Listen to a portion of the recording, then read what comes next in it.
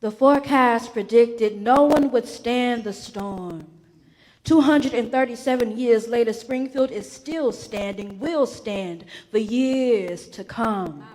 Bondage on land will dry up and wither. Freedom flows on the other side of the river. The eunuch went down into the water, never seen again. There is salvation in the water. It's got this power that can make you born again. It was this power that carried Jesse Peter on the other side of the Savannah River, with the fire on him of souls yearning to be delivered from the wars on spirit and the wars on land. The American Revolution, turbulent and turmoil, fighting over soil. Peter saw to it to build a sanctuary in a time where he had to pick himself up by his own bootstraps. On his mind was revolution, community, a plan to defeat oppression. On his heart, a mission. By 1787, before Jesse was his vision, Springfield was founded. By the 1800s, Jesse was preaching to over 1,000. Without a solid foundation, what will a house stand on? You don't throw in the towel when you can no longer see the sun. No, you stand on your own 2 feet and weather the storm. The forecast predicted no one would survive the storm. 237 years later, Springfield is still standing, will stand for years to come. The year is 1840.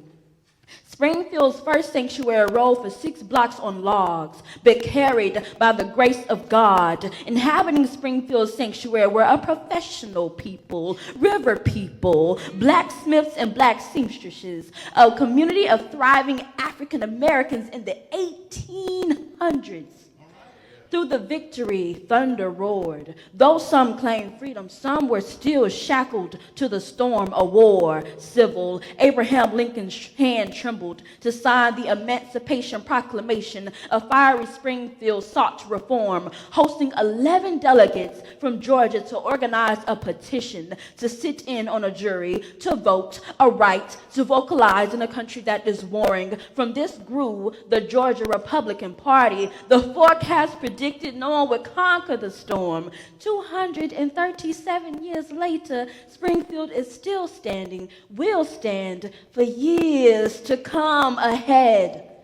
A rain cloud sent flocks of Jim Crows to plague the streets, preventing brown folks not only a place to eat, but a seat in education. That's okay. Springfield opened the doors to its basement. Brother William Jefferson founded the Augusta Black Institute, shaping young black men into successful businessmen, today known as Morehouse College. How was that for Jim Crow? Tell our people no, we will gladly find another door. The forecast predicted no one would live to tell their story. 237 years later, Springfield is still standing, reflecting God's glory. In 1989, Springfield was placed on the map, marked on the National Register as one of the most historic places. History goes through its many phases. It has to be exhilarating to be on the right side of history. Through every storm, God granted victory. These roots are 237 years deep. This oak tree runs deep. Oh, it withstood.